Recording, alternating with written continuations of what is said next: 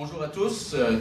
Alors, ça me fait vraiment plaisir d'être ici. I'm Executive Director of Results Canada. We are an advocacy organization that creates the political will to end the worst aspects of hunger and poverty.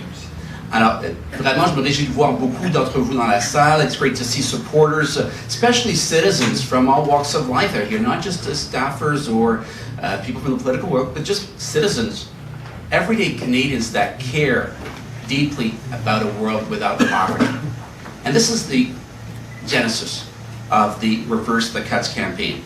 That campaign was indeed initiated to unify the voices of Canadians who are deeply upset by cuts to our international development budget. Cuts that amount to $319 million over 3 years, or 8% of the Canadian International Development Agency's budget. It's way too much. We've worked with many NGOs, a lot of them represent today in the room, who united with us to convey this simple message.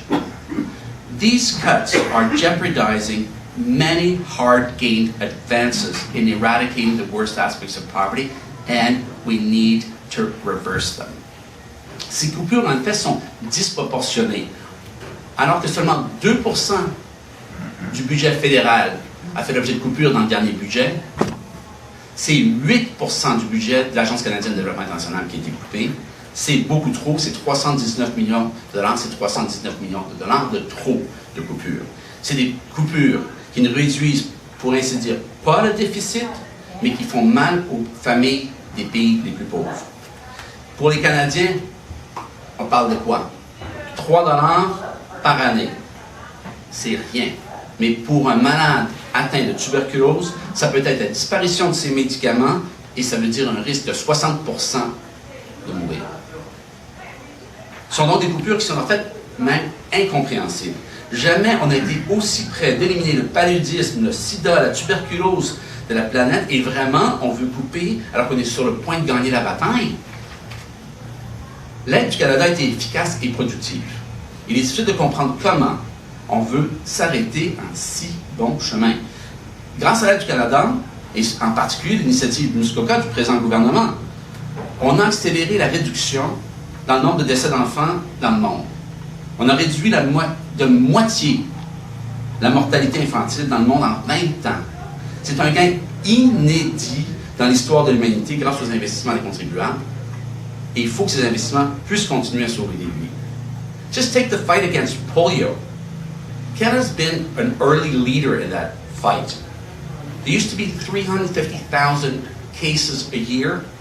We're now down to 200 cases a year, less than 1 per day. Can we really afford to reduce funding for polio at a moment where we are at the brink of eradicating polio in the next 3 years? We're at risk of reversing many other advances that Canada has made in developing countries. For instance, microcredit is effective. The Global Fund Against AIDS, Tuberculosis, and Malaria is effective. These are bold initiatives that are changing the world, that have impact on the ground. But we cannot afford cuts to aid because otherwise funding for these effective mechanisms and many others will suffer. Reversing the cuts to foreign aid is where Canadian leadership at its finest resides. Les Canadiens ont fait entendre leur voix et les enquêtes d'opinion le montrent.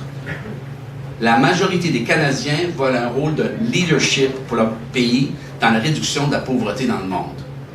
You might think that in the face of difficult moments, economic circumstances perhaps troubled in Canada and around the world, Canadians would not mind if their government balanced the budget by cutting assistance to the poorest. Well, nothing could be further from the truth, and this campaign is actually proof of this. And there's many expressions of this here today. There's the 5,000 and more names petitioned so far of Canadians saying that they do not want those cuts, they want them reversed. There's, as you see here, just other Canadians that took a different way of expressing it, just took a picture of themselves, explaining why these cuts have to be reversed. And it's not only women, there are also men in that. There's thousands of letters that were written by Canadians. And we have here a sample of those letters, of the 100 of them that actually got published. So I'm going to ask you for help here behind me, just to give you an idea. This is what it looks like. This is just actually, essentially 2 months of publications by Canadians. This is what it looks like in real life. So these are real live articles, right? Canadians, okay? And it goes on and on. So, in conclusion, Canadians care. They demonstrate in various ways, and now we're asking for action. Il y a un excellent résultat, donc on peut montrer de façon probante l'appui des Canadiens à un rôle de leadership du Canada en matière internationale, et c'est le temps d'agir. Et là-dessus, je me permets de remettre la pétition à Mme Laverdière, pour qu'elle puisse le faire certifier.